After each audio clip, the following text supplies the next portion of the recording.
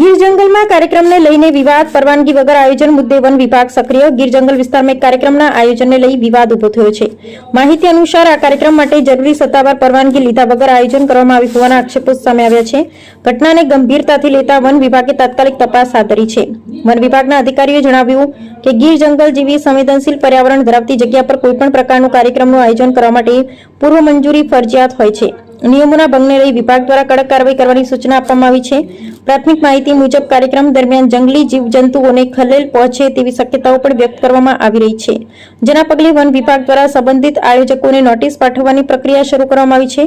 One વિભાગના સૂત્રોના જણાવ્યા અનુસાર નિયમોનું ઉલ્લંઘન કરનારાઓ સામે કાનૂની કાર્યવાહી હાથ ધરાશે અને આવનારા સમયમાં આવી ઘટનાઓ ન બને તે માટે ખાસ નજર રાખવામાં આવશે. આ સમગ્ર મામલો હાલ ચર્ચાનો વિષય બન્યો છે અને સ્થાનિક સ્તરે પણ વિવિધ પ્રતિક્રિયાઓ સામે આવી રહી છે.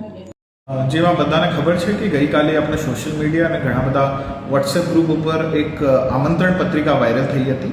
આમંત્રણ પત્રિકામાં મોટે ભાગે એવું લખ્યું હતું કે એક માસ પાર્ટિસિપેશન એટલે કે એક જાહેર આમંત્રણ આપવામાં આવેલ હતું. જો આપણા ગીર અભયારણ્ય છે, ગીર વાઇલ્ડ લાઈફ સેન્ચ્યુરી છે, એમના અંડર એમના આપણા એક નેસ આવે છે, એક નેહડો આવે છે. આ નેહડામાં કોઈ પણ મોટો પ્રોગ્રામ થાય છે એવું આ આમંત્રણ પત્રિકામાં લખ્યું હતું.